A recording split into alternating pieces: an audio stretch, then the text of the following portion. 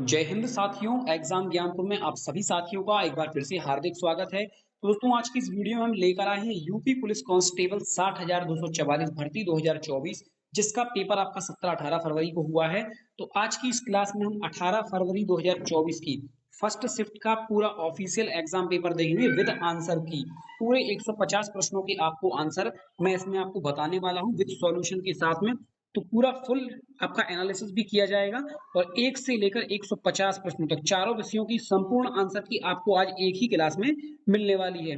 यदि आपने भी यूपी पुलिस कांस्टेबल का एग्जाम दिया है तो आपको ये वीडियो अंत तक देखना है बिना स्किप किए और हर प्रश्न को अच्छे से समझना है और अपने क्वेश्चन पेपर से इसमें आंसर आपको मिला लेना है ताकि आपको अपना रॉ स्कोर पता चल सके। उसके बाद आप अपने फिजिकल और मेडिकल की तैयारी कर सकें। कट ऑफ कितनी क्या रह सकती है इसके लिए मैंने अलग से वीडियो बना दी है, तो जाइए मेरे चैनल पर कट ऑफ से संबंधित आप वीडियो देख सकते हैं। तो आइए दोस्तों, आज की इस वीडियो में हम देखेंगे 18 फरवरी फर्स्ट शिफ्ट का एग्जाम एनालिसिस बिल्कुल फुल आंसर की। और दोस्तों, यदि आप हमारे चैनल पर नए हो तो चैनल को सब्सक्राइब जरूर कर लेना और बेल आइकन को प्रेस कर लेना।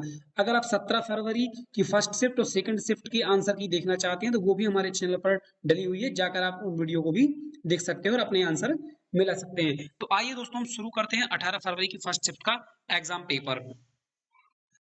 तो साथियों, ये रहा आपका 18 फरवरी प्रथम शिफ्ट का यूपी पुलिस कांस्टेबल का एग्जाम पेपर, जिसमें हम शुरू से एक क्वेश्चन से स्टार्ट करते हैं। तो पहला क्वेश्चन इस वाली सीरीज में आपका रीजनिंग का है। आपके उसमें दूसरा भी हो सकता है क्योंकि सीरीज नंबर अलग अलग हो सकते हैं, तो आपको आंसर और क्वेश्चन अच्छे से मिला लेना है। तो दोस्तों, पहला क्वेश्चन इसमें है आपका, निम्नलिखित में से कौन सा आरेख बुद्धि, चिंता और शक्ति के बीच संबंध को अच्छी तरह दर्शाता है? तो इस प्रश्न का आपका उत्तर होगा ऑप्शन नंबर बी यहाँ पर। अगला प्रश्न देखेंगे, ये आपका हल करें समीकरण वाला 2 गुणा 6 माइनस 12 भागी 4 प्लस 2 बराबर क्वेश्चन मार्क। इसका आंसर आपका क्या आएगा? तो इस क्वेश्चन का आंसर लगाना है आपको ऑप्शन नंबर सी यानी कि 11 आपका बिल्कुल करेक्ट आंसर हो जाएगा। अगला प्रश्न देखेंगे, एस ए से लंबा है, आर सी से लंबा है, लेकिन वी सबसे छोटा है, एस सी से छोटा है, तो उनमें से सबसे लंबा आपका कौन है? तो क्वेश्चन नंबर 3 का आपका राइट आंसर होगा ऑप्शन ए वी। अगला प्रश्न देखेंगे, निम्नलिखित आकृति का अध्ययन करें और नीचे दिए गए प्रश्न का उत्तर दें। तो देखिए दोस्तों, यहाँ पर तीन ये आपके सिंबल बताए गए हैं। एक आपका आयत, एक आपका वर्ग, एक आपका त्रिभुज। जिसमें आयत आपका विवाहित लोगों को बताता है, वर्ग आपका बताता है ये आपका जो वृत्त है संयुक्त परिवार में रहने वाले लोग, और त्रिभुज आपका स्कूल के शिक्षकों को दर्शाता है। तो अब प्रश्न है आपका, कौन से अक्षर उन लोगों को दर्शाया जाता है जो संयुक्त परिवार में रहते हैं लेकिन ना तो विवाहित हैं और ना ही शिक्षक हैं? तो क्वेश्चन नंबर 4 का आपका आंसर हो जाएगा ऑप्शन डी यानी कि टी। ये आपका बिल्कुल करेक्ट हो जाएगा। यदि आपने डी लगाया है तो आपका बिल्कुल सही है। क्वेश्चन नंबर 5 की बात करें तो देखिए, इसमें बताया गया है, निम्नलिखित प्रश्न में एक शब्द दिया गया है, उसके बाद 4 अन्य शब्द दिए गए हैं, जिनमें से एक दिए गए शब्द के अक्षरों का उपयोग करके नहीं बनाया जा सकता है। तो वह शब्द ज्ञात करना है जो नहीं बनाया जा सकता है। तो वो शब्द इनमें से आपका कौन सा होगा? तो क्वेश्चन नंबर 5 का आपको आंसर लगाना है ऑप्शन ए, POLONIA। आपकी में ऑप्शन इधर उधर हो सकता है, तो आपको अच्छे से ध्यान से देखकर मिलाना है। अगला प्रश्न देखेंगे, क्वेश्चन नंबर 6 होगा यहाँ पर, एक घनाकार लकड़ी के ब्लॉक की लंबाई 6 सेमी, चौड़ाई 4 सेमी, ऊंचाई 1 सेमी, 4 सेमी गुणा 1 सेमी नाप वाले दो फलक काले रंग से रंगे गए हैं। 6 गुणा 1 सेमी वाले माप वाले दो फलक लाल रंग में रंगे गए हैं और 6 गुणा 4 सेमी माप वाले दो फलक आपके हरे रंग में रंगे गए हैं। तो अब आपको क्या करना है, ब्लॉक ए को 1 सेमी वाली भुजा वाले 6 बराबर घनों में 6 सेमी भुजा से 1 सेमी भुजा वाले 4 बराबर घन 4 सेमी भुजा वालों में विभाजित किया गया है। इसके बाद यदि काले और हरे रंग वाले घनों को हटा दिया जाए तो कितने घन आपके शेष रहेंगे? दोस्तों, ये प्रश्न थोड़ा लंबा है, इसमें आपको ऐसा नहीं कि कठिन है, थोड़ा टाइम टेकर है। इसमें आपको थोड़े आपके घनों की जो सीरीज बनानी पड़ेगी ऐसी ऐसी ऐसी। तो इस तरीके से उसको पूरा सॉल्यूशन हम आपको ग्रुप में दे देंगे। इस तरीके से सॉल्यूशन बनाकर आपको जो इसका आंसर निकालेंगे हम, तो इसका आंसर हो जाएगा आपका ऑप्शन ए यानी कि 16 ऐसे घन हमें प्राप्त हो जाएंगे। अगला प्रश्न देखेंगे, क्वेश्चन नंबर हम देखेंगे यहाँ पर आपका क्वेश्चन नंबर आपका 7 है। देखिए, ये क्वेश्चन है, एक पहेली उत्साह की रहस्यमय बॉक्स को खोलने के लिए एक कोड को याद करने की कोशिश कर रहा है। अब निम्नलिखित विवरण को याद करता है। देखिए, विवरण इनके क्या क्या दिए गए हैं वो देख लीजिए आप। देखिए कोड 3 से शुरू होता है, कोड 729 पर समाप्त होता है, दूसरा अंक पहले अंक का दोगुना है, तीसरा अंक दूसरे अंक का आधा है। अब इसके आगे बताया गया है कि अब इन परिस्थितियों पर विचार करते हुए उत्साही ने रहस्यमय बॉक्स के लिए 4 संभावित कोड निष्कर्ष किए हैं, उनका उपयोग कर पता लगाना है। तो दोस्तों आपको इसमें करेक्ट आंसर क्या लगा देना है, तो क्वेश्चन नंबर 7 का सही आंसर होगा आपका ऑप्शन ए। आपको अपने जो क्वेश्चन पेपर है उसमें मिला लेना है 36, 37, 29, ये आपका ऑप्शन है यहाँ पर सही आंसर हो जाएगा। अब देखिए क्वेश्चन नंबर आपका 8 रहेगा। नीचे दिए गए 3 कथन हैं, ये कथन निष्कर्ष वाले क्वेश्चन है, इसमें आपको सही निष्कर्ष आपको निकालकर बताना है। तो हम डायरेक्ट कथन निष्कर्ष पढ़ेंगे। तो देखिए कथन आपके 3 दिए गए हैं। रविंद्रनाथ टैगोर ने अनेक कविताएं लिखी। दूसरा है प्रत्येक कवि के पास सौंदर्यात्मक ज्ञान होता है, ठीक है। तीसरा बताया गया है सौंदर्य शास्त्र मूल्यशास्त्र अध्ययन का एक भाग है। तो अब इनसे आपके यहाँ पर 2 निष्कर्ष निकाले गए हैं। एक है आपका रविंद्रनाथ टैगोर ने विभिन्न मूल्यशास्त्र अध्ययन किए हैं, दूसरा है आपका उन्होंने तर्क और नैतिकता के आधार का पालन किया है। तो इसका सही आंसर हो जाएगा दोस्तों आपका ऑप्शन डी, केवल अनुसरण एक ही निष्कर्ष यहाँ पर करता है। अगला प्रश्न देखिए, क्वेश्चन नंबर आपका होगा 9। क्वेश्चन नंबर 9 में हम देखेंगे, इसमें आपकी आकृति से संबंधित प्रश्न की पता लगाएं कि आकृति एक्स में दिए गए टुकड़ों से 1, 2, 3, 4 में से कौन सी आकृति बनाई जा सकती है। तो इस वाले सवाल में आपको आंसर देना है ऑप्शन सी, यानी कि तीसरे नंबर की जो आकृति है ये इन टुकड़ों से ये वाली आकृति बनाई जा सकती है। तो ऑप्शन सी यहाँ पर 3 सही हो जाएगा। अगला देखिए क्वेश्चन नंबर होगा आपका 10। 4 विकल्पों में से पता लगाएं कि पारदर्शी शीट को बिंदुदार रेखा पर मोड़ने पर पैटर्न आपका किस तरीके से दिखाई देगा। तो इसमें आपको देखना है कि ये जो आकृति यहाँ पर दी गई है एक्स, इसको एक दूसरे पर मोड़ देने पर कौन सी आकृति इन चारों में से यहाँ पर बन के सामने आएगी। तो क्वेश्चन नंबर 10 का आपको आंसर लगाना है डी, यानी कि 1 नंबर की जो आकृति होगी वो सेम यहाँ पर आपकी आ जाएगी। अगला प्रश्न देखेंगे, ए बी का भाई है, सी डी का पिता है, ई बी की माँ है, ए और डी भाई है, ई और सी किस प्रकार से संबंधित हैं आपके। तो क्वेश्चन नंबर 11 का आप आंसर लगाएंगे ए, यानी कि पत्नी। अगला प्रश्न देखेंगे, क्वेश्चन नंबर आपका 12 है, वह विकल्प चुने जो दिए गए संयोजन की दर्पण छवि से काफी मिलता जुलता है। दोस्तों तो आपको इसमें आंसर लगाना है क्वेश्चन नंबर 12 में बी, दर्पण छवि, यानी कि जो ये जो आपकी लिखा हुआ है रीजनिंग, इसकी दाहिनी ओर इस तरफ आपका एक शीशा रख दिया जाता है, तो आपकी दर्पण छवि क्या बनेगी। तो आप सभी इमेजिन करके देख सकते हैं, ऑप्शन बी आपका यहाँ पर करेक्ट आंसर हो जाएगा। अगला प्रश्न है क्वेश्चन नंबर 13, वह आकृति चुने जो अन्य से भिन्न। देखिए दोस्तों यहाँ पर 5 आकृतियां दी गई हैं, इन 5 में से 4 तो सेम है लेकिन एक इनमें से आपकी भिन्न है। तो इसमें आपको आंसर लगा देना है ऑप्शन डी, यानी कि पहली आकृति 1 नंबर की जो आकृति है ये आपकी अन्य आकृतियों से भिन्न है। तो इसमें आपको ऑप्शन डी सिलेक्ट करना है 1 नंबर के लिए। अगला प्रश्न देखें, एक टोकरी में देखिए 12 दर्जन सेब हैं, 2 दर्जन के बाद में जोड़े जाते हैं, 10 सेब खराब हो गए जिन्हें हटा दिया गया, शेष को 2 टोकरियों में समान रूप से स्थानांतरित किया जाता है। तो बताइए प्रत्येक में कितने हैं। दोस्तों काफी आसान क्वेश्चन है, आप सभी को करके इसको देख लेना है। इसका ऑप्शन हो जाएगा आपका डी, यानी कि 79। अगला प्रश्न देखेंगे, आम की टोकरी में प्रत्येक 30 आमों के साथ एक आम खराब होता है, प्रत्येक 4 खराब हुए आमों में से 3 को बिक्री योग्य नहीं माना जाता है और टोकरी में 12 आम बिक्री योग्य नहीं है। तो टोकरी में आपके आम कितने हैं, ये भी आपका इजी क्वेश्चन है। तो क्वेश्चन नंबर 15 का आंसर हो जाएगा आपका ऑप्शन ए, यानी कि 480 आम ऐसे हैं। अगला प्रश्न देखिए आपका, इसमें आपका सार्थक क्रम बताना है कि नीचे दिए गए विकल्पों का सार्थक क्रम बताइए शुरू से लेके अंत तक, कि पहले आपका क्या होगा इसके बाद आपका क्या होगा। तो क्वेश्चन नंबर 16 का ऑप्शन आपका बी बिल्कुल करेक्ट हो जाएगा, 1, 5, 4, 3, 4, 2, 3। तो इसमें देखिए हम मिला लें दोस्तों, देखिए सबसे पहले होगा आपका जन्म, इसके बाद होगी आपकी शिक्षा, इसके बाद होगी आपकी विवाह, इसके बाद होगा आपका मृत्यु, इसके बाद होगा आपकी अंत्येष्टि। तो आपको इसमें ऑप्शन बी करेक्ट लगा देना है।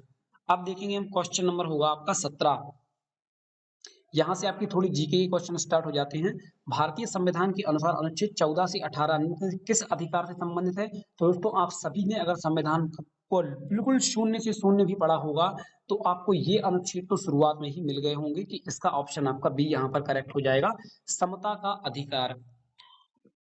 अगला प्रश्न देखेंगे, किस दिन अंतरराष्ट्रीय श्रमिक दिवस या अंतरराष्ट्रीय मजदूर दिवस मनाते हैं। तो आप सभी को पता है 1 मई को अंतरराष्ट्रीय मजदूर दिवस और श्रमिक दिवस के रूप में मनाया जाता है। अगला प्रश्न है क्वेश्चन नंबर 19 होगा आपका, निम्नलिखित में से कौन सा अम्ल पालक में मौजूद होता है। दोस्तों पालक में आप सभी जानते हैं विटामिन ए काफी अच्छी मात्रा में पाया जाता है।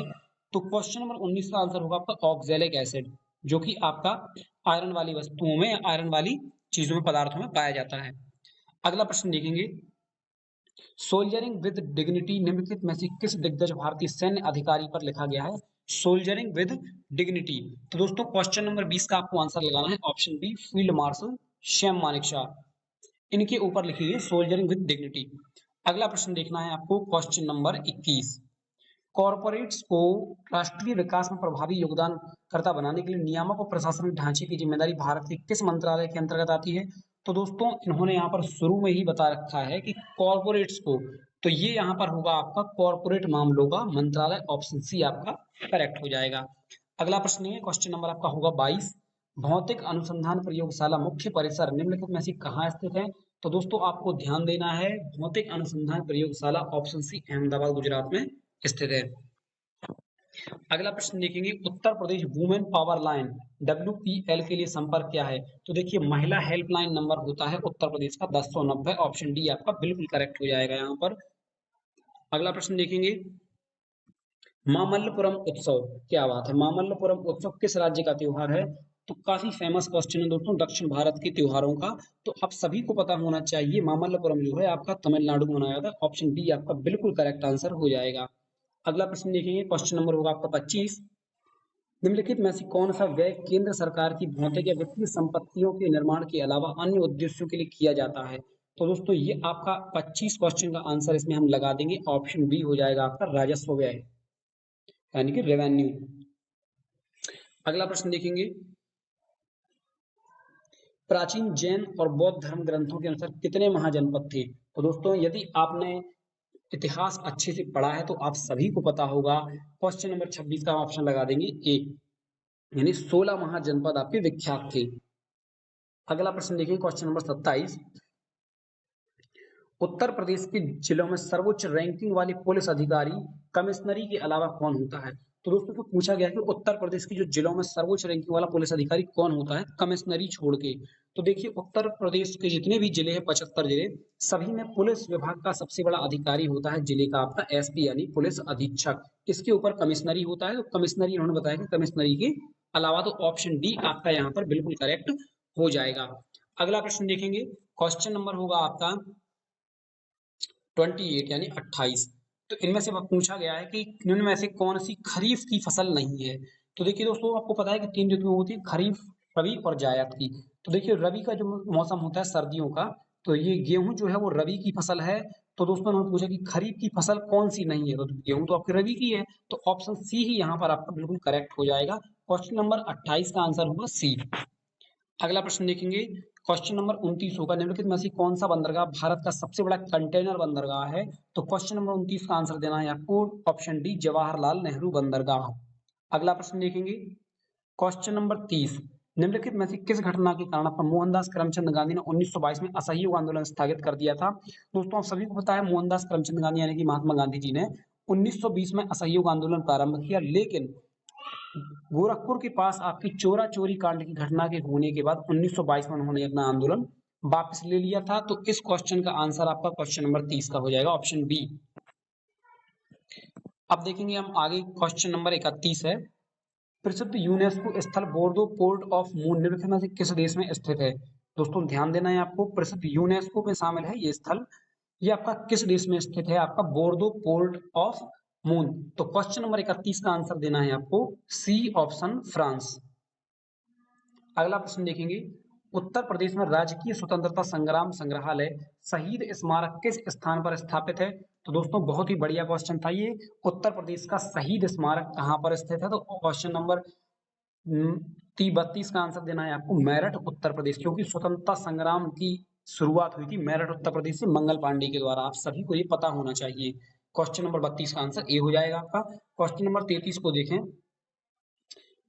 उत्तर प्रदेश ने हाल ही में किस क्षेत्र में PMJAY कार्यान्वयन के लिए 2023 में पुरस्कार प्राप्त किया है।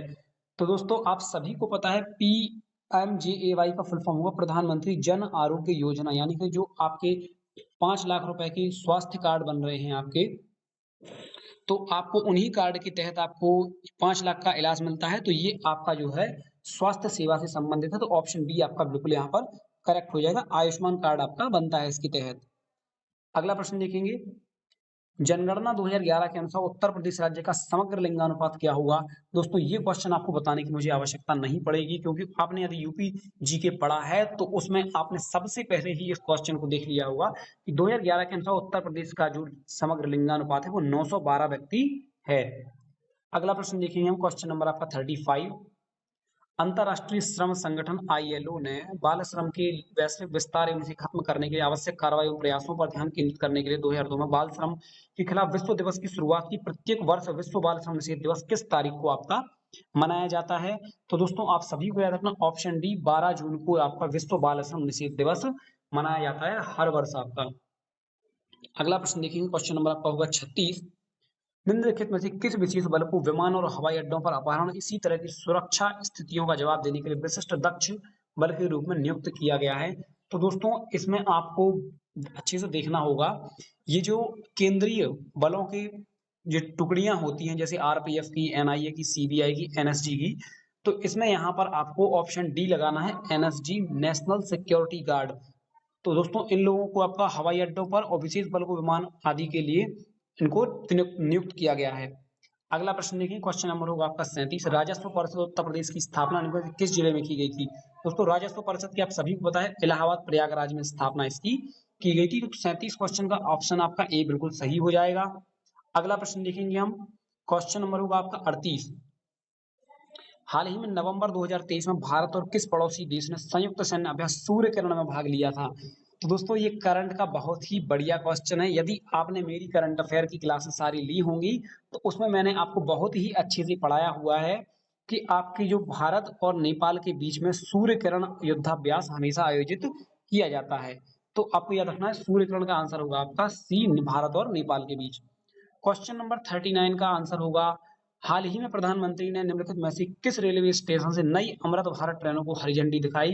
तो दोस्तों क्वेश्चन नंबर 39 का आंसर हो जाएगा आपका सी, श्रीधाम अयोध्या उत्तर प्रदेश, श्री राम मंदिर जी का मंदिर का निर्माण यहाँ पर हुआ है। अगला प्रश्न देखिए, क्वेश्चन नंबर होगा आपका 40। निम्नलिखित में से किस राज्य के ब्लॉक ने नीति आयोग द्वारा घोषित एस्पिरेशनल ब्लॉक प्रोग्राम एबीपी की पहली डेल्टा रैंकिंग में दूसरा स्थान हासिल किया है? तो क्वेश्चन नंबर आपका 40 का आंसर लगाना है ऑप्शन डी, यहाँ पर उत्तर प्रदेश। ये आपका यूपी करंट अफेयर से क्वेश्चन आया है, तो मैंने अपनी सारी करंट अफेयर की क्लास में यूपी करंट अफेयर का भी विशेष अध्ययन आपको करवा दिया है। यदि आपने क्लास नहीं देखी है तो अभी देख लेना, आगामी एग्जाम में आपको वो क्लासें बहुत ही ज्यादा काम आने वाली हैं। अगला प्रश्न है, क्वेश्चन नंबर होगा आपका 41। तो क्वेश्चन नंबर 41 में हम देखेंगे, रूस यूक्रेन संघर्ष क्षेत्र से भारतीय नागरिकों को निकालने के लिए भारत द्वारा शुरू किए गए ऑपरेशन का नाम क्या है? दोस्तों ये भी करंट अफेयर का क्वेश्चन है, हमने ये भी आपको अपनी क्लास में पढ़ाया था। यदि आपने नहीं देखा है तो मैं आपको प्रूफ के साथ अपनी क्लास में दिखा दूंगा। अब देखते हैं इसका आंसर आपका क्या था। ऑप्शन बी इसका आप करेक्ट आंसर हो जाएगा, ऑपरेशन गंगा। अगला प्रश्न हम देखेंगे, निम्नलिखित में से किस देश ने 2024 में ब्रिक्स समूह में शामिल होने से इनकार कर दिया? तो दोस्तों ब्रिक्स समूह में 2024 में आपका शामिल होने से इनकार किया है आपका ऑप्शन सी, अर्जेंटीना देश ने। अगला प्रश्न देखेंगे, 2016 में की गई नोटबंदी में किस मूल्य की मुद्रा को चलन से बाहर कर दिया गया था? दोस्तों नोटबंदी या विमुद्रीकरण से संबंधित आपका एक क्वेश्चन हर शिफ्ट में आपका पूछा जा रहा है, तो 18 की सेकंड शिफ्ट में भी इससे क्वेश्चन आपका पूछा जाएगा। तो 2016 में नोटबंदी की गई थी, उसमें आप सभी को पता है बहुत ही सिंपल क्वेश्चन है, 1000 और 500 के नोट यहाँ पर आपके बंद कर दिए गए थे। क्वेश्चन नंबर 43 का आपका आंसर हो जाएगा बी। अगला देखेंगे, उत्तर प्रदेश में साइबर अपराध का मुख्यालय कहां पर स्थित है? तो दोस्तों इसमें क्वेश्चन नंबर 44 में आपको आंसर लगाना है ऑप्शन डी, पर लखनऊ में साइबर अपराध कार्यालय का मुख्यालय है। क्वेश्चन नंबर 45 है, जीएसटी का तात्पर्य क्या होता है? तो दोस्तों क्वेश्चन नंबर 45 में आपको आंसर लगाना वस्तु एवं सेवा कर, यानी गुड्स एंड सर्विस टैक्स। अगला प्रश्न देखेंगे, प्रधानमंत्री ने संत मीराबाई जन्मोत्सव में भाग लिया, जो खाली स्थान में संत मीराबाई की 525वीं जयंती मनाने का कार्यक्रम था। तो दोस्तों ये कार्यक्रम आपका कहां पर मनाया गया? तो ये आपका मथुरा उत्तर प्रदेश में संत मीराबाई की 525वीं जयंती मनाई गई थी। अगला प्रश्न देखेंगे, क्वेश्चन नंबर 47 है आपका, निम्नलिखित में से कौन फिलीपींस की राजधानी? तो सभी को पता है दोस्तों फिलीपींस की राजधानी आपकी मनीला है। क्वेश्चन नंबर 47 का आपको सी आंसर लगा देना है। अगला प्रश्न हम देखेंगे, क्वेश्चन नंबर आपका 48, भारत में राष्ट्रीय एकता दिवस किस तारीख को मनाया जाता है? दोस्तों मैंने अक्टूबर माह की करंट अफेयर में आपको ये बता दिया था कि राष्ट्रीय एकता दिवस आपका 31 अक्टूबर को मनाते हैं, सरदार वल्लभ भाई पटेल की जयंती पर। तो ऑप्शन बी इसका बिल्कुल राइट आंसर हो जाएगा। अगला प्रश्न आप देखेंगे, क्वेश्चन नंबर 49, किस प्रसिद्ध लेखक को उपन्यास सम्राट के नाम से जाना जाता है? तो क्वेश्चन नंबर 49 का आंसर हो जाएगा आपका ऑप्शन डी, आपका मुंशी प्रेमचंद्र। इनको उपन्यास सम्राट के नाम से जाना जाता है। अगला प्रश्न देखिए, क्वेश्चन होगा आपका 50 नंबर, हाल ही में चिराग चंद्रशेखर शेट्टी ने किस खेल से संबंधित मेजर ध्यानचंद खेल रत्न पुरस्कार 2023 जीता है? तो आपको पता है चिराग शेट्टी और सात्विक साईराज रैंकी रेड्डी दोनों ने इस बार बैडमिंटन खेल में मेजर ध्यानचंद खेल रत्न पुरस्कार 2023 जीता है। तो आपको बिल्कुल सोचने की आवश्यकता ही नहीं है, चिराग शेट्टी आपके बैडमिंटन खेल से संबंधित, ऑप्शन बी आपका बिल्कुल करेक्ट आंसर हो जाएगा। अगला प्रश्न देखेंगे, क्वेश्चन नंबर 51 होगा, चंद्रयान 3 के लैंडर का नाम क्या है? दोस्तों आपको बिल्कुल भी बताने की आवश्यकता नहीं होगी इसमें, क्योंकि पूरी टीवी पर आपको लाइव दिखा गया था चंद्रयान 3, तो उसमें सारी चीजों को बताया गया था कि चंद्रयान 3 आपका किस नाम से लॉन्च किया गया, किस लैंडर से लॉन्च किया गया, इसके आपका ये रॉकेट का नाम क्या था, सारी कुछ चीजें इसमें आपको मेरे द्वारा बताई गई थी। तो ऑप्शन डी आपका आंसर विक्रम बिल्कुल सही हो जाएगा, यानी विक्रम लैंडर से चंद्रयान 3 को लैंड किया गया था। अगला प्रश्न होगा आपका, हाल ही में प्रधानमंत्री ने निम्नलिखित में से किस स्थान पर स्थित भारत की सबसे बड़ी सम्मेलन और प्रदर्शनी केंद्र आईआईसीसी यशोभूमि का उद्घाटन किया? तो दोस्तों यशोभूमि का उद्घाटन प्रधानमंत्री श्री मोदी जी ने किया था, आपका ऑप्शन सी नई दिल्ली में। अगला प्रश्न देखेंगे, निम्नलिखित में से कौन सा भारत में पुलिस का सर्वोच्च सम्मान है? तो दोस्तों ऑप्शन ए आपको बिल्कुल तुरंत लगा देना है, राष्ट्रपति पुलिस वीरता पुरस्कार। ये पुलिस विभाग का सबसे सर्वोच्च सम्मान है। तो क्वेश्चन नंबर 53 का आपको आंसर देना है, ऑप्शन ए। अगला प्रश्न देखें, सोशल मीडिया नेटवर्क में पहले जिसे फेसबुक इंक के नाम से जाना जाता था, अब इसका नाम बदलकर क्या कर दिया गया है? तो दोस्तों मार्क जुकरबर्ग ने इसका नाम बदलकर कर दिया है पर मेटा, ये आप सभी को पता होना चाहिए, ऑप्शन ए इसका करेक्ट आंसर होगा क्वेश्चन नंबर 54 का। अगला प्रश्न है, क्वेश्चन नंबर होगा आपका 55। तो यहां से आपकी हिंदी स्टार्ट हो जाती है। तो क्वेश्चन नंबर 55 में हम देखेंगे, श्यामल किस शब्द का तद्भव शब्द का तत्सम रूप है? तो दोस्तों आपको लगाना है सांवला। सांवला जो है वो श्यामल तद्भव शब्द का तत्सम रूप है। अगला प्रश्न देखेंगे, शाखा मृग, शाखा मृग किस शब्द का पर्यायवाची है? तो दोस्तों 56 का आपको आंसर लगाना है, ऑप्शन डी बंदर। बंदर यानी कि शाखा मृग। अगला प्रश्न होगा आपका 57, समुद्री जहाज जिस पर सैनिक युद्ध करते हैं, वाक्यांश के लिए एक शब्द क्या होगा? देखिए वह समुद्री जहाज जिस पर सैनिक युद्ध करते हैं, तो दोस्तों उसको कहते हैं हम युद्धपोत, ऑप्शन सी आपका यहाँ पर बिल्कुल करेक्ट हो जाएगा। अगला प्रश्न ये आपका क्वेश्चन नंबर 58, किस विकल्प में शब्द श्रुति सम भिन्नार्थक आपका सही अर्थभेद नहीं है? ध्यान रखना दोस्तों, इन्होंने पूछा है कि उसका सही नहीं है, यानी कि 3 ऑप्शन इसमें आपके बिल्कुल सही होंगे और एक आपका गलत होगा। तो पहला सही है, दूसरा सही है, डी सही है आपका, लेकिन जो ऑप्शन सी है ये आपका यहाँ पर गलत हो जाएगा। देखिए किस तरीके से, अनल और अनिल, देखिए अनल का मतलब होता है आपका आग अग्नि और अनिल का मतलब होता है हवा यानी पवन। तो अनल का दिया गया है पवन और अनिल का अग्नि, तो ये आपका जोड़ा थोड़ा उल्टा दिया है, तो ऑप्शन सी आपको लगा देना है। अगला प्रश्न देखेंगे आप, खिड़की खुलने से प्रकाश आएगा, इस वाक्य में किस प्रकार की शुद्धि है? तो दोस्तों आप याद रखना है, खिड़की खुलने से नहीं, यहाँ पर होगा खिड़की खुलने पर। तो पर आपका ये कारक संबंधी समस्या अशुद्धि है, तो ऑप्शन ए आपको बिल्कुल तुरंत लगा देना था। अगला प्रश्न है, क्वेश्चन नंबर होगा आपका 60, निम्नलिखित में से किसके नाम प्रायः पुल्लिंग होते हैं? तो दोस्तों मैं आपको बता दूं, इसमें नदियों के नाम आपका स्त्रीलिंग होते हैं, तिथियों के नाम आपके स्त्रीलिंग होते हैं, भाषाओं के नाम आपके स्त्रीलिंग होते हैं, लेकिन समुद्रों के नाम आपके पुल्लिंग होते हैं। तो ऑप्शन ए आपको बिल्कुल बिना सोचे समझे ऑप्शन ए लगा देना था। अगला प्रश्न होगा आपका, किस शब्द का प्रयोग एक वचन में होता है? तो ये भी देखिए दोस्तों, हम बोलते हैं हस्ताक्षर हमने कर दिए, ठीक है, क्वेश्चन नंबर 61 में आपका, और फिर दल होता है, ये भी आपका बहुवचन है, लोग भी आपका बहुवचन है, रोमकूप जो होता है ये आपका एक वचन होगा, तो इसका 61 का ऑप्शन बी आपका बिल्कुल करेक्ट हो जाएगा। अब हम बात करेंगे आपकी क्वेश्चन नंबर आपका 62 की, अलमारी में कपड़े पड़े हैं। तो देखिए यहाँ पर अलमारी में ये आपका रेखांकित है, तो यहाँ बता रेखांकित शब्द में कौन सा कारक है? तो देखिए इन्होंने पहले बता रखा है कि अलमारी में, इससे स्पष्ट होता है यानी कि अधिकरण कारक का ये उदाहरण है, तो ऑप्शन ए आपका बिल्कुल करेक्ट हो जाएगा। अगला प्रश्न आप देखेंगे कि क्वेश्चन नंबर 63 का, बनाकर शब्द में कौन सा प्रत्यय है? देखिए उपसर्ग और प्रत्यय में आपको पहले भी बता चुका हूँ कि उपसर्ग आपका शब्द के आगे लगता है और जो पीछे लगता है उसको प्रत्यय कहते हैं।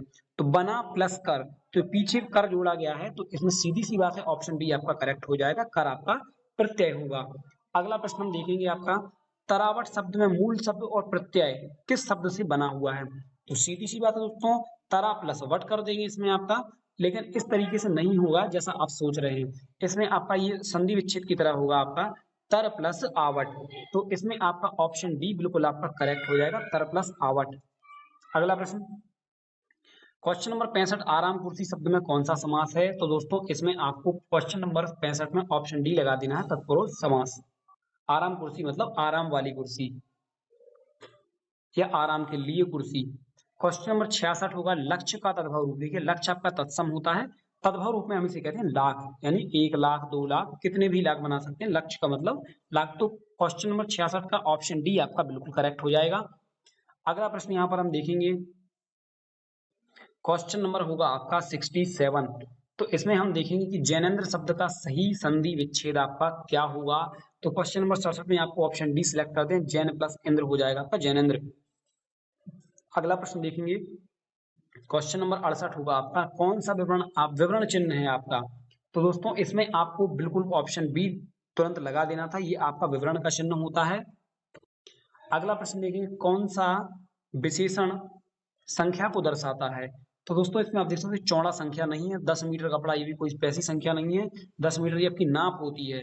ताजगी भी आपका ये कोई नाप माप नहीं होती, दर्जन लेकिन आपकी नाप होती है, दर्जन में आपकी 12 संख्या फिक्स होती हैं। तो ऑप्शन बी आपको 69 का बिल्कुल लगा देना था।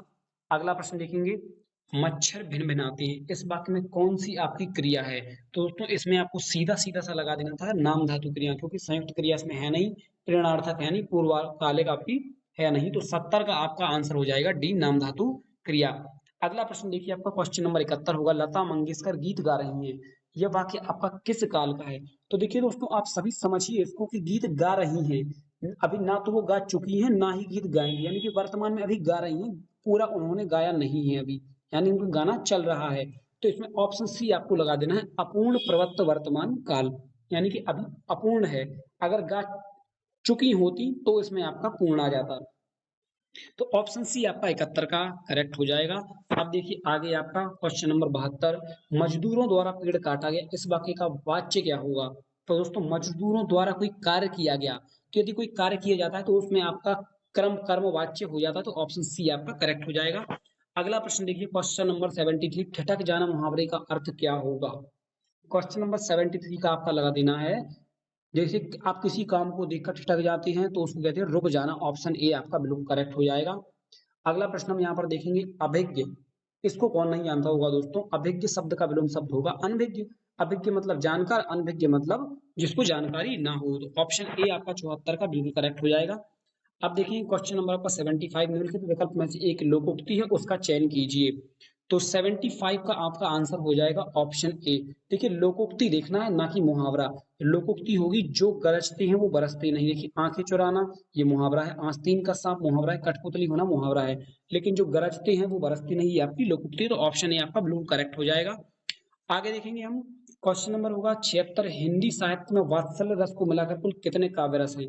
तो देखिए मैंने दोस्तों आपको अपने टेलीग्राम ग्रुप में बताया था कि आपके जो रस हैं, रसों की संख्या तो है आपकी 9, लेकिन इसमें आपका वात्सल्य रस अगर ऐड कर दिया जाए तो यहाँ पर आपके हो जाएंगे टोटल आपके 10। ये आपका 10वां रस है, इसके बाद आपके 1-2 ऐसी और रस हैं जिनको यहाँ पर गिनती नहीं की जाती है, यदि अलग से पूछे जाते तो उनको भी बढ़ाकर हम 11 या 13 सिलेक्ट कर सकते थे। तो ऑप्शन सी आपका करेक्ट हो जाएगा। अब बात करते हैं क्वेश्चन नंबर 77 की, तो निम्नलिखित में से संबंधवाचक सर्वनाम का उदाहरण कौन सा नहीं है? देखिए दोस्तों सीधी सी बात है, इसमें आपका बताया गया है क्वेश्चन नंबर 77 में, सो और जो ये आपके संबंधवाचक शब्द हैं, जिसका उसका ये भी आपका संबंध होता है, लेकिन ऑप्शन सी यहाँ पर जो दे रहे हैं ये आपको, इससे आपका कोई संबंध नहीं है, तो इससे संबंधवाचक सर्वनाम का उदाहरण नहीं है। तो 77 का सी आपको तुरंत लगा देना था। अब देखिए क्वेश्चन नंबर 78 का, नील गगन सा शांत हृदय था हो रहा। देखिए यहाँ पर उपमा कर दी गई है, नील गगन सा शांत हृदय, हृदय की तुलना कर दी गई है नील गगन से। तो जिसमें तुलना की जाती है या तो उसमें आपका उपमा अलंकार ऑलरेडी आ चुका होता है, तो ऑप्शन ए उपमा अलंकार आपको लगा देना था। अगला प्रश्न हम देखेंगे आपका क्वेश्चन नंबर 79। हरि शब्द का अनेकार्थी शब्द किस विकल्प में नहीं है? दोस्तों ध्यान रखना, नहीं है पूछा है, ये नहीं पूछा कि किसमें है। हरि किसका पर्यायवाची नहीं है आपका? तो 79 को आपको लगाना है ऑप्शन ए यानी कि दूध। यानी सांप का और सिंह का, सूर्य का, इनका पर्यायवाची हरि होता है लेकिन दूध का नहीं होता, तो ऑप्शन ए आपका यहाँ पर बिल्कुल करेक्ट हो जाएगा। अगला प्रश्न है आपका दोहा और रोला छंद को क्रम से मिलाने पर क्या बनता है? तो दोस्तों आपको रस छंद अलंकार की चैप्टर में आप पढ़ लेना, इसमें सीधा बताया गया है कि दोहा और रोला छंद को अगर क्रम से हम मिला देते हैं तो मात्राओं के आधार पर ये बन जाता है आपका कुंडलियां। ऑप्शन बी आपका करेक्ट हो जाएगा। अब आपका आता है गद्यांश। तो देखिए इस गद्यांश को आपको बड़े ही ध्यान से पढ़ना था। इसको पढ़ने से आपके 5 क्वेश्चन बिल्कुल बिल्कुल आराम से आपके सही हो जाने थे। तो इसमें आप ये मत सोचिए कि टाइम जाता है। देखिए इसको अगर आप अच्छे से 1 मिनट या 2 मिनट में पढ़ लेते हैं अच्छे से, तो इसमें आपके पांचों क्वेश्चन के आंसर सही हो जाएंगे। हम इसको एक बार देख लेते हैं। तो देखिए दोस्तों इसमें बताया गया है कि दैनिक जीवन में हम अनेक लोगों से मिलते हैं जो विभिन्न प्रकार के काम करते हैं। सड़क पर ठेला लगाने वाला, दूध वाला, नगर निगम का सफाई कर्मी, बस कंडक्टर, स्कूल अध्यापक, हमारे सहपाठी, ऐसे अन्य कई लोग। शिक्षा, वेतन, परंपरागत चलन और व्यवसाय के स्तर पर कुछ लोग निम्न स्तर पर कार्य करते हैं। तो कुछ उच्च स्तर पर एक माली के कार्य को सरकारी कार्यालय के किसी सचिव के कार्य के अति निम्न स्तर का माना जाता है, किंतु यदि वह अपने कार्य को कुशलता पूर्वक करता है तो उत्कृष्ट सेवाएं उसको प्रदान करता है। आगे देखते हैं। तो उसका कार्य उस सचिव के कार्य से कहीं बेहतर है जो अपने काम में ढिलाई बरतता है और अपने उत्तरदायित्वों का निर्वाह नहीं करता। क्या आप ऐसे सचिव को एक आदर्श अधिकारी कह सकते हैं? वास्तव में पद महत्वपूर्ण नहीं है, बल्कि महत्वपूर्ण होता है कार्य के प्रति समर्पण और भाव और कार्य प्रणाली में पारदर्शिता। तो अब इसके आधार पर हमको 5 प्रश्नों के उत्तर देना है। तो आप देखिए क्वेश्चन नंबर हो गया आपका 81। तो क्वेश्चन नंबर 81 में पूछा गया है कार्य प्रणाली में पारदर्शिता का तात्पर्य क्या है? तो आपको 81 का आंसर लगाना है ऑप्शन बी आपका काम करने के ढंग में बरती गई कुशलता। अगला प्रश्न देखेंगे। क्वेश्चन नंबर होगा आपका 82। एक माली का कार्य सरकारी सचिव के कार्य से भी बेहतर है। देखिए दोस्तों ये आपका बिल्कुल सेम टू सेम उसी में से छाप दिया है गद्यांश में से। तो क्वेश्चन नंबर 82 का आपको आंसर देना है डी, माली अपने काम को कुशलता पूर्वक करे। अगला प्रश्न देखिए क्वेश्चन नंबर होगा आपका 83। उपयुक्त का शीर्षक छांटिए। तो दोस्तों इसमें आप खुद ही देख सकते हैं कि आपका शीर्षक इसमें क्या होगा। आपको सीधा समझ में आ जाएगा कि कर्म निष्ठा की यहाँ पर बात की जा रही है। कर्म निष्ठा की महिमा, ऑप्शन ए आपका करेक्ट आंसर होगा। अगला प्रश्न देखिए क्वेश्चन नंबर होगा 84। सरल वाक्य बनाइए। दैनिक जीवन में हम अनेक लोगों से मिलते हैं जो विभिन्न प्रकार के काम करते हैं। देखिए दोस्तों ये आपका संयुक्त वाक्य है क्योंकि उसमें दो दो वाक्य आपके जोड़ दिए गए हैं, तो इसको हमें सरल बनाना है। तो सरल कैसे बनेगा? तो क्वेश्चन नंबर 84 को आपको देखना है ऑप्शन सी, दैनिक जीवन में विभिन्न प्रकार के काम करने वाले लोगों से मिलते हैं। देखिए दोस्तों बिल्कुल सरल वाक्य बन गया, तो ऑप्शन सी आपका करेक्ट आंसर हो जाएगा। अगला प्रश्न देखिए क्वेश्चन नंबर होगा आपका 85। बेहतर शब्द के लिए पर्यायवाची शब्द क्या होगा? बेहतर का मतलब होता है दोस्तों ज्यादा अच्छा, तो हो जाएगा ऑप्शन बी आपका करेक्ट आंसर 85 का। क्वेश्चन नंबर 86 है सूरदास कृति के कवि निम्नलिखित कौन है? सूरदास सूरसागर के, आप इसको सीधा सीधा मालूम है, सूरसागर के लेखक सूरदास, ऑप्शन ए आपका बिल्कुल करेक्ट हो जाएगा। अगला प्रश्न देखेंगे बिहारी हिंदी का विकास किस भाषा से हुआ है? तो दोस्तों आपको पता होगा बिहारी हिंदी का विकास 87 का लगा देंगे, ऑप्शन आपका सी मागधी अपभ्रंश से। अगला प्रश्न देखेंगे भीतर और बाहर यह किस क्रिया विशेषण के उदाहरण है? भीतर और बाहर दोस्तों ये आपका स्थान है, भीतर और बाहर आपके स्थान होते हैं, तो 88 का ऑप्शन बी आपका स्थानवाचक बिल्कुल लगा देना था, इसमें कोई संशय की बात नहीं थी। क्वेश्चन नंबर 89 है आपको मेघ शब्द का पर्यायवाची कौन सा है? तो दोस्तों इसमें आपको याद रखना है मेघ है ना कि मेघ। तो क्वेश्चन नंबर 89 को आपको लगा देना था नीरद, ऑप्शन डी यहाँ पर करेक्ट है। अगला प्रश्न कुल और कूल श्रुति श्रम भिन्नार्थक शब्द का सही अर्थ भेद कौन सा है? तो देखिए दोस्तों यहाँ पर आपको ध्यान से देखना था, इसमें छोटा ऊ की मात्रा लगेगी, इसमें बड़ा ऊ की। कुल और कूल, तो कुल मतलब होता है आपका वंश और कूल मतलब होता है किनारा, तो ऑप्शन बी आपका बिल्कुल करेक्ट हो जाएगा। 90 का आपका डी आंसर। अब देखेंगे आपका 91। देखिए ये तो और बढ़िया क्वेश्चन है, ये आपको सभी को पता होगा। फेंक कर चलाया जाने वाला हथियार, जो हम हाथ से फेंक कर किसी को मारते हैं, जैसे हो गया आपका बॉम्ब, तो उसको कहेंगे हम आपका अस्त्र। और जो हम हाथ में लेकर चलाएंगे जैसे कि तलवार, तो उसको बोलेंगे हम शस्त्र। तो यहाँ पर इन्होंने पूछा है आपका कि फेंक कर चलाए जाने वाले हथियार को कहते हैं हम अस्त्र। तो ऑप्शन डी आपका बिल्कुल यहाँ पर करेक्ट हो जाएगा। क्वेश्चन नंबर 92 देखिए, रामायण के रचयिता कौन थे? तो देखिए इन्होंने दोस्तों, इसमें भी कुछ लोग कंफ्यूज हो गए थे कि रामायण की रचयिता तुलसीदास जी हैं कि वाल्मीकि। तो मैं आपको बता दूं, रामायण की जो रचयिता थी वो तो थी आपके वाल्मीकि जी। तो ऑप्शन ए आपका यहाँ पर करेक्ट हो जाएगा। अगर यहाँ पर पूछा जाता कि रामचरितमानस के रचयिता कौन है, तो उसमें आपका ऑप्शन डी तुलसीदास जी आ जाता। तो फिलहाल आपका रामायण की रचयिता वाल्मीकि, ऑप्शन ए आपका बिल्कुल करेक्ट हो जाएगा। क्वेश्चन नंबर 93 देखेंगे, यहाँ पर आपका मैथ के सवाल सारे स्टार्ट हो जाते हैं, तो हम वो शुरू करते हैं। 93 में आप देखिए, सरल करना है समीकरण को 108 प्लस 36 बटा 1/4 प्लस 2/5 गुणा 1/4। इसको हल करना था। इसको हल करने के पश्चात आपका आंसर क्या निकल कर आएगा? 93 का आपको आंसर लगाना है ऑप्शन बी 17/20। अगला प्रश्न देखेंगे, आपको इसमें सबको जोड़ जाड़ के आपका मान निकालना था। तो मान देखिए 5.061 plus 3.98 plus 0.7034 plus 7.6 plus 0.3 plus 2, इसको आपको जोड़ देना था। तो इसका जो आपका आंसर निकलेगा 94 का ऑप्शन सी 19.6444। आपके में ये ऊपर नीचे हो सकता है ऑप्शन, तो आपको बिल्कुल संख्या मैं बोलता जा रहा हूं, आपको मिला लेना है। अगला प्रश्न देखिए, 95 का सबसे छोटी संख्या जो एक पूर्ण वर्ग है और संख्याओं 4, 10, 12 में से प्रत्येक से विभाज्य है। तो दोस्तों आपको पहले तो इसका पूरा लासा लेकर उसमें आपका भाग दे देना था। तो 95 का जो आपका आंसर है ऑप्शन बी आपका 900 करेक्ट होगा। अगला प्रश्न देखेंगे, दो संख्या आपकी 3:5 के अनुपात में, यदि प्रत्येक में से 6 घटा दिया जाए तो नई संख्या आपकी 9:17 के अनुपात में हो जाती है। तो छोटी संख्या क्या होगी? दोस्तों कुछ नहीं, वो सीधा सीधा आपको 3/5 में आपका मान रख लेना था कोई भी, उसके अनुसार घटा के आपको नई संख्याएं प्राप्त कर लेनी थी। तो 96 का आपका आंसर हो जाएगा आपका 24। अगला प्रश्न देख लेंगे हम, ए बी का 250% है। तो दोस्तों ये भी बिल्कुल सिंपल था। तो बी कोष्टक ए प्लस बी का कितना प्रतिशत है? दोस्तों ने पूछा है कि बी जो है वो ए प्लस बी का कितना प्रतिशत है। तो ए को यदि आप 100 मानते हैं तो बी हो जाए दो, नहीं, ए को आपका 100 नहीं मान सकते हैं, बी को यहाँ पर 100 मानेंगे और जो ए है वो उसका 250% है। तो इस प्रकार से आपको मानकर ये आंसर निकाल लेना था। तो इसका ऑप्शन आपका 97 का बी सही निकल आएगा, 28 सही 4/7%। अगला देखेंगे आप, क्वेश्चन नंबर हुआ 98, संख्या 323 में। अब देखिए दोस्तों, ये इसमें पूछा संख्या 323 में जबकि गुणनखंड कितने हैं।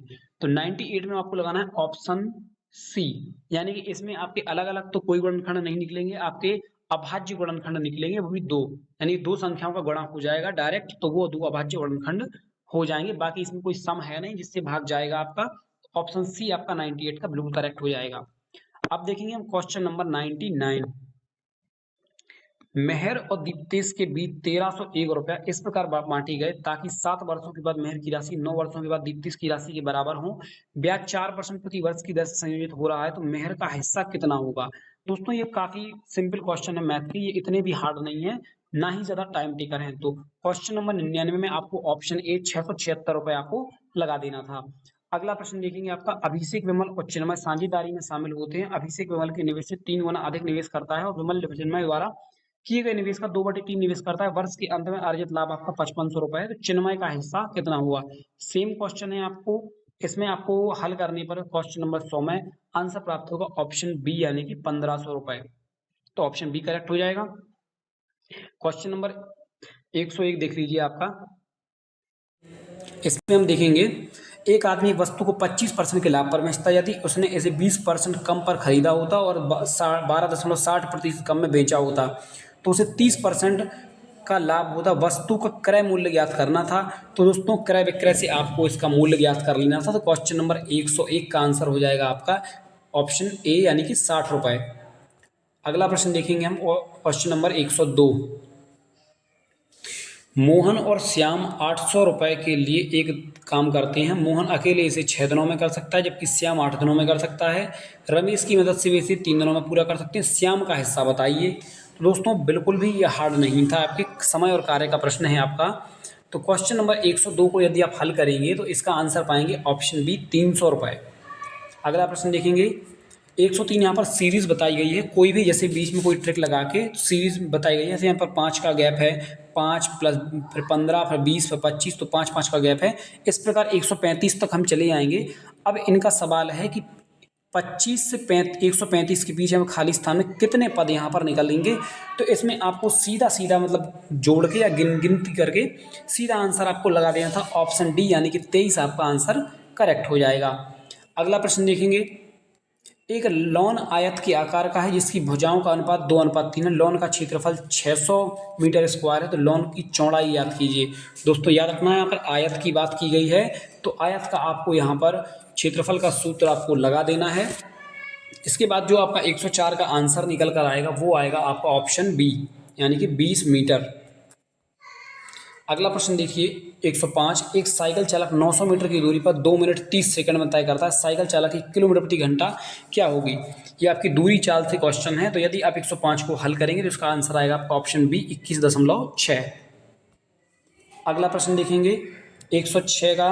3 संख्याओं में से दूसरी पहली से 2 गुनी है और तीसरी से भी 3 गुनी है।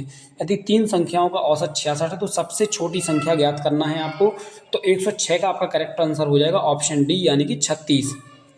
अगला प्रश्न देखेंगे, क्वेश्चन नंबर हो जाएगा आपका 107 से 11। आप सभी देख सकते हैं, आपको इस जो ग्राफ है इसका अध्ययन करना है। 107 से 11 यानी कि 5 क्वेश्चन के आंसर आपको इसके माध्यम से देने हैं। यदि आपने इसको अच्छे से समझ लिया तो आपके बिल्कुल पाँचों क्वेश्चन बिल्कुल 100% सही होने वाले थे।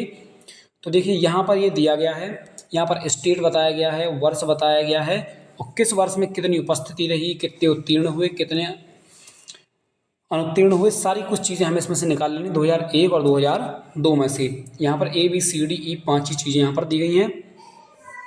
अब आपको देखना क्या है दोस्तों, अब आपको इनको पढ़कर इन क्वेश्चंस के आंसर देने थे। 107 को हम देख लेंगे। दिए गए वर्षों के दौरान राज्य डी से उपस्थित होने वाले उम्मीदवारों का औसत क्या होगा। तो क्वेश्चन नंबर 107 में आप देखेंगे ऑप्शन सी आपका निकल कर आएगा 89, 80 आपका आंसर करेक्ट हो जाएगा। अगला प्रश्न देखेंगे, क्वेश्चन नंबर 108। 2003 में सभी 5 राज्यों में उपस्थित उम्मीदवारों की कुल संख्या में उत्तीर्ण उम्मीदवारों की कुल संख्या का अनुमानित प्रतिशत कितना था।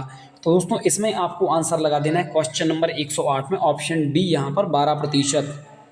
अगला प्रश्न आप देखेंगे, 2001 में सभी राज्य से उत्तीर्ण उम्मीदवारों की कुल संख्या 2002 में सभी राज्य से उत्तीर्ण उम्मीदवारों की कुल संख्या का लगभग कितना प्रतिशत था। तो क्वेश्चन नंबर 109 में आपको ऑप्शन सी 80% सिलेक्ट यहाँ पर कर देना था। अब अगला प्रश्न है आपका क्वेश्चन नंबर 110। दिए गए वर्षों में से किस वर्ष में राज्य सी से उपस्थित होने वाले उम्मीदवारों की संख्या में उत्तीर्ण होने वालों का प्रतिशत अधिकतम है। तो क्वेश्चन नंबर 110 का आपको आंसर लगा देना है ऑप्शन ए 2005। अब दोस्तों हम इसमें अगला प्रश्न देखेंगे आपका, और क्वेश्चन नंबर होगा आपका 111। 111 में देखेंगे सभी वर्षों के दौरान राज्य बी से उपस्थित होने वाले उम्मीदवारों की तुलना में सभी वर्षों के लिए राज्य बी से उत्तीर्ण उम्मीदवारों का अनुमानित प्रतिशत आपका कितना होगा। तो इस प्रश्न में आपको 111 में ऑप्शन लगाना है बी, यानी 11%। आपका आंसर बिल्कुल सही हो जाएगा। अगला प्रश्न देखिए आपका, आरेख का अध्ययन करें और उन लोगों की पहचान करें जो कम से कम 2 भाषाएं बोल सकता है। तो देखिए 2 भाषाओं में तो आपके आ जाएंगे, ई भी आ जाएगा, एफ भी आ जाएगा, डी भी आ जाएगा, और जी जो है जो आपका 3 भाषा बोल सकता है। तो इन्होंने बोला उन सभी को सम्मिलित करना है जो कम से कम 2 भाषा बोलते हैं। तो इन चारों का नाम आ जाएगा ई एफ जी डी। तो ये आपके चारों ऑप्शन मिलेंगे आपको ऑप्शन बी में एफ डी जी। तो आपका यही आंसर करेक्ट हो जाएगा ऑप्शन बी। क्वेश्चन नंबर देखेंगे आपका 113। यदि माइनस का अर्थ भाग है, प्लस का अर्थ गुणा है, भाग का अर्थ घटाना है, गुणा का अर्थ जोड़ है, तो आपको ये जो सीरीज दी गई है 18 गुणा 36 माइनस 6 भागे 2 प्लस 3 बराबर क्वेश्चन मार्क, इसको हल करने पर जो आपको ये चिन्ह बदलने पर क्या आंसर आएगा। तो क्वेश्चन नंबर 113 में आपको ऑप्शन बी बिल्कुल सिलेक्ट कर देना था, 18 आपका इसका करेक्ट आंसर हो जाएगा। अगला प्रश्न देखेंगे, क्वेश्चन नंबर होगा 114। वह नागरिक जो चुने गए निम्न के बीच संबंध को सबसे अच्छी तरह से समझाता है, जैसे मनुष्य, चूहे और डॉक्टर। देखिए डॉक्टर होंगे वो तो आपके मनुष्य के अंदर ही आ जाएंगे, जबकि चूहे आपके जानवर में आती हैं। तो ऑप्शन सी आपका बिल्कुल करेक्ट हो जाएगा 114 में। अब देखिए क्वेश्चन नंबर होगा आपका 115। निम्नलिखित में एक शब्द दिया गया है, उसके बाद आपके 4 शब्द दिए गए हैं, उस शब्द का प्रयोग करके कौन सा एक शब्द बनाया जा सकता है, आपको उसका आंसर देना है। जैसे आपका यहाँ पर दिया गया है डिटर्मिनेशन, इसका प्रयोग करके कौन सा एक शब्द यहाँ पर आपका बनाया जा सकता है? तो क्वेश्चन नंबर 115 में आपको आंसर देना है आपका ऑप्शन ए, टर्मिनेटेड, ये आपका बनाया जा सकता है इससे। अगला प्रश्न देखिए, अक्षरों का कौन सा समूह दी गई अक्षर श्रृंखला में रिक्त स्थानों की क्रमिक रूप से रखे जाने पर इसे पूरा करेगा? देखिए दोस्तों, यहाँ पे एक सीरीज थी, ये जो खाली स्थान दिए गए इनमें क्या शब्द आपके रखे जाएंगे? तो इनमें आपका ऑप्शन लगाना है आपको ए, QSPSRQ, ये आपका आंसर बिल्कुल करेक्ट होगा। चार चार के जोड़े यहाँ पर पूरे बन जाएंगे। अगला देखना है आपको, दिए गए विकल्पों में से वह सही विकल्प चुनिए जो इस श्रृंखला को आपका पूरा करेंगे। जैसे आपकी एक श्रृंखला दी गई है 98, 81, 64, 47, 30, तो आपको ये ट्रिक लगानी है कि किस तरीके से, किस मेथड से ये आपके लगातार घट रहे हैं, कितना इनके बीच गैप है। तो जो भी ट्रिक लगेगी उसके अनुसार आपको देखना है कि 117 को आपको हल करने पर पाएंगे कि ऑप्शन बी यानी कि 13 यहाँ पर बिल्कुल करेक्ट हो जाएगा। अगला प्रश्न देखेंगे, चार विकल्पों में से दी गई आकृति x की सही दर्पण छवि चुने। तो यहाँ पर x आपकी दर्पण ये छवि है, तो ये चार आपकी दर्पण छवि दी गई है, तो इनमें से कौन सी सबकी सही होगी? तो क्वेश्चन नंबर 118 में आपको लगाना है ऑप्शन सी यानी कि 3 नंबर वाली आकृति, ये जो आकृति है आपकी करेक्ट हो जाएगी, ऑप्शन 3 करेक्ट। अगला प्रश्न देखेंगे आप, क्वेश्चन नंबर 119, यहाँ पर आपकी ये दी गई है AGBE BGE और AGDJ, ये इससे संबंधित है, तो इसका संबंध किससे होगा? तो इसमें देखिए दोस्तों, एक एक घटने का इसमें बताया गया है, तो इसमें आपको हल करने पर पाएंगे 119 का आंसर होगा आपका डी, CBGH। अगला प्रश्न है, आकृति में कितने त्रिभुज हैं? दोस्तों कितना बिल्कुल सिंपल तरीके से त्रिभुज बताया गया है, तो इसमें आपको त्रिभुज गिनेंगे तो 120 में आप पाएंगे कि आपका ऑप्शन बी यानी कि 21 आपके त्रिभुज होंगे, ऑप्शन बी करेक्ट होगा। ये आपका दिशा से संबंधित प्रश्न आ गया रीजनिंग का। एक व्यक्ति घर से पश्चिम की ओर 6 किलोमीटर, फिर दाएं मुड़ता है 11 किलोमीटर चलता है, फिर दाएं मुड़ता है 12 किलोमीटर चलता है, फिर दाएं मुड़ता है 12 किलोमीटर चलता है, फिर आपका दाएं मुड़ता है 6 किलोमीटर। वह व्यक्ति अपने घर से कितने मीटर की दूरी पर है? तो आप इसको जो डायग्राम इसका बनाते जाएंगे इसके अनुसार, तो आप पाएंगे 121 का जो आंसर होगा ऑप्शन ए, 1 किलोमीटर इसका आंसर हो जाएगा। अगला प्रश्न देखेंगे, क्वेश्चन नंबर होगा आपका 122, ये आपका यहाँ पर संबंध चुनना है, जैसे ग्रंथि एंजाइम से संबंधित है, तो आपका जनरेटर यहाँ पर करंट से संबंधित होगा, तो ऑप्शन बी आपका बिल्कुल करेक्ट हो जाएगा 122 में। क्वेश्चन नंबर देखेंगे आपका 123, नीचे दिए गए प्रश्न में एक कथन और उसके बाद आपके क्रमांक आपके 4 नीचे उसके कथन और तर्क दिए गए हैं, तो आप हम कथन तर्क सीधे पढ़ लेते हैं। कथन दिए गए हैं, क्या 14 वर्ष की आयु तक के बच्चों के लिए शिक्षा अनिवार्य कर देनी चाहिए? ठीक है, तर्क बताया गया है आपका कि आपको इनके आधार पर क्या फैसला लेना है। तो पहला है आपका, हाँ, इससे इन बच्चों को जबरन रोजगार की व्यवस्था को खत्म करने में मदद मिलेगी। दूसरा रहेगा आपका, हाँ, यह संपूर्ण जनसंख्या को शिक्षित करने का प्रभावी तरीका है। तीसरा रहेगा, नहीं, हमारे पास पूरी आबादी को शिक्षित करने के लिए पर्याप्त बुनियादी ढांचा नहीं है। चौथा होगा, हाँ, इससे जीवन स्तर में आपकी वृद्धि होगी। तो इसमें आपका सही आंसर होगा आपका क्वेश्चन नंबर 123 में लगाएंगे आप ऑप्शन सी। यहाँ पर तर्क 1 और तर्क 2 केवल मजबूत हैं, बाकी आपकी मजबूत नहीं है। अगला प्रश्न आपको देखना है, क्वेश्चन नंबर हो जाएगा आपका 124, नीचे दिए गए प्रश्न में एक कथन और उसके बाद आपके वही कथन उदाहरणा यहाँ पर दी गई हैं, तो कथन देखेंगे हम डायरेक्ट। तो कथन है आपका, एक अस्पताल में संगरोध वार्ड नंबर 4 के बाहर लिखा गया, केवल एबीसी रोग के लिए लागू, प्रवेश ना करें, एबीसी रोग से संक्रमित होने के जोखिम से बचें। उदाहरणाएं आपको देनी है, रोग एबीसी संक्रामक है। दूसरा, आपको वार्ड नंबर 4 के सभी मरीज एबीसी रोग से पीड़ित हैं। तो इसमें आपको आंसर लगाना है 124 में, 124 में लगाना है आपको सी, कि धारणा 1 और 2 दोनों इसमें आपकी अंतर्निहित है। ऑप्शन सी आपका आंसर बिल्कुल करेक्ट हो जाएगा 124 का।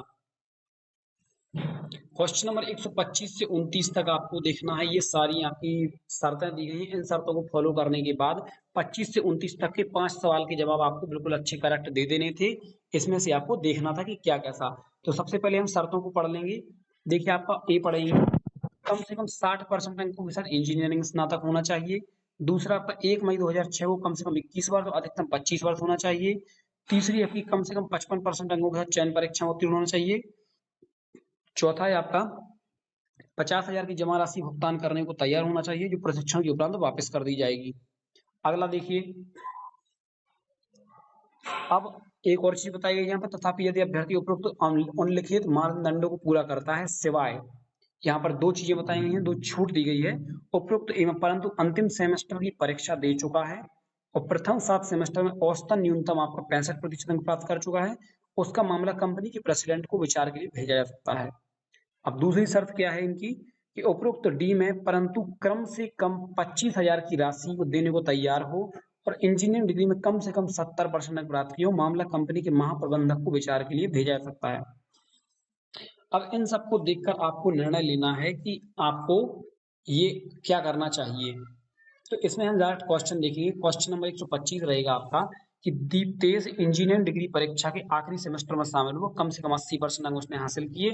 उम्मीद कर रहा है पहले 7 सेमेस्टर तक उसका स्कोर आपको 75% है। 21 साल की उम्र पूरी की है, उसने चयन परीक्षा 66% अंक प्राप्त किए। वो 50,000 की राशि भुगतान करने के लिए भी तैयार है। तो अब इसको क्या किया जाएगा, तो 125 में आपको आंसर लगाना है आपका एक कंपनी प्रेसिडेंट को यहाँ पर भेजा जाएगा। अगला प्रश्न देखेंगे। क्वेश्चन नंबर होगा 126।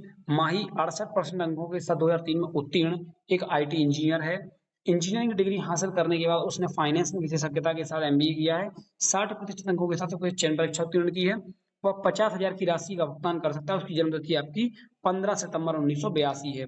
तो अब ये आपका मामला जो है 126 का, तो इसमें आपका ऑप्शन होगा डी, इसका चयन यहाँ पर कर लिया जाएगा। इसने सारी शर्तों को यहाँ पर फॉलो किया है। क्वेश्चन नंबर 127 को देखें। देखिए, श्याम आपका मैकेनिकल इंजीनियरिंग की अंतिम सेमेस्टर परीक्षा में शामिल है और परिणाम की प्रतीक्षा कर रहा है। पहले 7 सेमेस्टर में प्रत्येक में से प्रथम श्रेणी हासिल की। उसने हाल ही में 22 साल की उम्र पूरी की। उसने जमा के रूप में 50,000 की मांगी राशि का भुगतान करने में कोई समस्या नहीं है। 58% अंकों के साथ चयन परीक्षा भी उत्तीर्ण की है। तो क्वेश्चन नंबर 127 में आप देखेंगे ऑप्शन ए, आपका डाटा अपर्याप्त है। काफी सारी जो कंडीशन थी आपकी वो पूरी इसमें नहीं बताई गई है, इसलिए आपका ऑप्शन ए बिल्कुल करेक्ट हो जाएगा। अब देखिए क्वेश्चन नंबर 128। सरिया ने जून 2005 में 79% अंकों के साथ केमिकल इंजीनियरिंग में डिग्री पास की। वह चयन परीक्षा में शामिल हुई जिसे उसने 70% अंकों के साथ उत्तीर्ण किया। उसकी जन्मतिथि 28 जून 1983 थी। वह 50,000 रुपए देने में स्थिति नहीं है, लेकिन जमा के रूप में 30,000 रुपए का भुगतान करने की व्यवस्था करेगी। तो क्वेश्चन नंबर 128 का आपको आंसर लगाना है ऑप्शन सी, महाप्रबंधक को विचार के लिए यहाँ पर भेज दिया जाएगा। अगला प्रश्न देखेंगे। निलय एक इलेक्ट्रिकल इंजीनियर है जिसने 2003 में 21 साल की उम्र की डिग्री परीक्षा उत्तीर्ण की। उसने डिग्री परीक्षा में 76% अंक और चयन परीक्षा में 72% प्राप्त किए और जमा के रूप में 50,000 की राशि का भुगतान कर सकता है।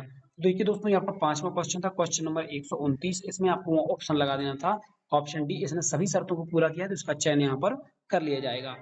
अगला प्रश्न देखेंगे। अब आपके पुलिस प्रशासन से संबंधित आपकी बुद्धि, आपकी तर्क के आधार पर इन प्रश्नों के उत्तर आपको देने थे। ये कोई किताब से पढ़ने की आपको आवश्यकता नहीं है। तो इस बार ये प्रश्न आपको काफी अच्छे देखने को मिले हैं, तो ये आप सभी के लिए प्रॉफिट वाली बात है। देखिए प्रश्न है आपका 130। आप एक पुलिस अधिकारी के रूप में तैनात हैं। एक व्यथित पिता आपके पास आता है और कहता है कि मेरी 23 वर्षीय बेटी अपने पुरुष मित्र के साथ भाग गई है। तो सुप्रीम कोर्ट के निर्देशों के अनुसार आपको इसमें क्या करना पड़ेगा। तो देखिए क्वेश्चन नंबर 130 में आपको लगाना है ऑप्शन बी। यदि सहमति हो तो आपराधिक आरोप के बिना सुलह का समर्थन आपको करना चाहिए। अगला प्रश्न हम देखेंगे आपका क्वेश्चन नंबर होगा 131। आप एक पुलिस अधिकारी के रूप में तैनात हैं। आपको कट्टरपंथी संगठनों से उत्पीड़न धमकियों का सामना कर रहे एक अंतरधार्मिक जोड़े के बारे में खुफिया जानकारी मिलती है। तब आपको क्या करना पड़ेगा। तो देखिए क्वेश्चन नंबर 131 में आप देखेंगे आपको ऑप्शन डी चुनना है। जोड़े को सुरक्षा कवर, घेरा और सुरक्षित आवागमन यहाँ पर प्रदान करना है। अगला प्रश्न देखें। क्वेश्चन नंबर होगा आपका, आप एक पुलिस अधिकारी के रूप में तैनात हैं। प्रबंधन के साथ वेतन विवाद को लेकर उत्तेजित श्रमिक संघों ने आवश्यक सेवाएं बंद करने की धमकी दी है। तब आपको यहाँ पर क्या करना है। क्वेश्चन नंबर 132 में आपको लगाना है ऑप्शन बी, पर्ण धारकों के बीच विवाद समाधान संवाद में सहायता करना चाहिए। अगला प्रश्न देखेंगे। आपको एक उद्योगपति द्वारा कॉर्पोरेट धोखाधड़ी की जांच में विरासत में मिली है जो व्यक्तिगत निपटान और समापन की सहायता पेशकश करता है। तब आपको यहाँ पर क्या करना है। क्वेश्चन नंबर 133 में आप देखेंगे, इसमें आपको आंसर लगाना है यहाँ पर ऑप्शन बी, धोखाधड़ी की पूरी निष्पक्ष जांच करने के लिए प्रतिबद्ध रहना चाहिए आपको। अगला प्रश्न हम यहाँ पर देखेंगे। Question number 134। आप एक पुलिस अधिकारी के रूप में तैनात हैं। अपने क्षेत्राधिकार में अज्ञात हत्याओं की श्रृंखला को सुलझाने के लिए आप क्या करेंगे। तो इसमें आपको ध्यान रखना है कि 134 में आपको क्या करना है कि चेहरा पहचान स्कैन का उपयोग करके सीसीटीवी कैमरे का डेटा माइन खंगालना चाहिए। अगला प्रश्न ये क्वेश्चन नंबर हुआ आपका 135। आप एक ग्रामीण पुलिस स्टेशन में सब इंस्पेक्टर हैं। आप पिछले 5 वर्षों से उसी स्टेशन में काम कर रहे हैं और स्थानीय लोगों प्रशासन के साथ आपका अच्छा तालमेल भी बन गया है। हालांकि फेरबदल के कारण आपको एक शहरी पुलिस स्टेशन में स्थानांतरित कर दिया जाता है, जहां आपको विभिन्न प्रकार की समस्याओं और लोगों से निपटना पड़ता है। आपको लगता है कि यह एक कठिन और तनावपूर्ण बदलाव है। तब आप इस स्थिति में आप क्या करेंगे? तो आपके पास 4 ऑप्शन हैं। 135 में आपको लगा देना था ऑप्शन बी, स्थानांतरण को अपने करियर के विकास के हिस्से के रूप में स्वीकार करना चाहिए और खुद को शहरी चुनौतियों के लिए तैयार करना चाहिए, ताकि आप हर स्थिति में एक परफेक्ट पुलिस अधिकारी बन सके। अगला आपको देखना है क्वेश्चन नंबर होगा आपका 136। आपके नेतृत्व में एक बंधक संकट ऑपरेशन महत्वपूर्ण चरण में प्रवेश करता है, तभी आपका बच्चा जानलेवा दुर्घटना का शिकार हो जाता है। तब ऐसी स्थिति में आपको क्या करना पड़ेगा? तो देखिए क्वेश्चन नंबर 136 में आप देखेंगे सी, ऑपरेशन सुलझने समाप्त होने तक परिवार केंद्रित व्यक्तिगत समाचार आपको छुपाना चाहिए, क्योंकि दोस्तों ड्यूटी आपकी पहले होगी, परिवार तो आपका बाद में हो जाएगा, रिश्तेदारों कोई भी देख सकता है, लेकिन ड्यूटी आपको स्वयं करनी पड़ेगी। 137 में देखिए पहचान की चोरी प्रतिरूपण अपराधों की जांच करते समय आपको क्या करना चाहिए? तो क्वेश्चन नंबर 137 में देखेंगे ऑप्शन बी आपको लगा देना है, किसी भी पुनर्पर्याप्त फिशिंग किट को रिवर्स इंजीनियरिंग के लिए अदालत से अधिकार आपको सबसे पहले प्राप्त करना पड़ेगा। अगला प्रश्न यहाँ पर देखिए क्वेश्चन नंबर होगा आपका 138। आप एक पुलिस अधिकारी के रूप में विधवा, तलाकशुदा या परित्यक्त महिला को समान संपत्ति अधिकारों से वंचित करते कुछ धार्मिक रीति रिवाजों को उठाया जाता है, तब आपको ऐसी सिचुएशन में क्या करना है? तो आपको देखना है क्वेश्चन नंबर 138 में आपको लगा देना ऑप्शन डी, अनुचित पारंपरिक रीति रिवाजों का स्थान लेने वाले कानूनों का हवाला देना चाहिए। अगला प्रश्न आप देखेंगे क्वेश्चन नंबर होगा 139। आप एक पुलिस अधिकारी के रूप में कुछ जनजातियों गलती से आदतन अपराधी समझे जाने की शिकायत करता है, तब आपको ऐसी सिचुएशन में क्या करना है? तो क्वेश्चन नंबर 139 में आपको लगाना है ऑप्शन सी, सहभागिता दृष्टिकोण को पुनः व्यवस्थित करने के लिए समुदायों के साथ बैठकें कराना चाहिए। अगला प्रश्न हम देखेंगे आपका यहाँ पर क्वेश्चन नंबर होगा 140। आप एक पुलिस अधिकारी के रूप में आप एक आपराधिक जांच में शामिल हैं, निम्नलिखित में से उस दस्तावेज का नाम है जिसमें आपको जांच पूरी करने के अदालत में जमा करना पड़ता है। तो दोस्तों इसमें आपकी चार्जशीट फाइल करनी पड़ती है, तो उसको हिंदी में कहते हैं आरोप पत्र। ऑप्शन बी आपका बिल्कुल करेक्ट हो जाएगा। अगला प्रश्न यहाँ पर देखेंगे हम 141। सामुदायिक पुलिसिंग का कौन सा पहलू आपको सबसे अधिक प्रभावित करता है? तो क्वेश्चन नंबर 141 में आपको ऑप्शन बी लगाना है, समस्याओं को रोकने के लिए निवासियों के साथ विश्वास और तालमेल बनाना। अगला प्रश्न देखेंगे क्वेश्चन नंबर होगा आपका 143 142। देखिए यहाँ पर रीजनिंग का क्वेश्चन है, रूस मास्को, रूस की राजधानी आपकी मास्को है, तो ग्रीस की राजधानी क्या होगी आपकी एथेंस। ऑप्शन डी आपका बिल्कुल करेक्ट हो जाएगा।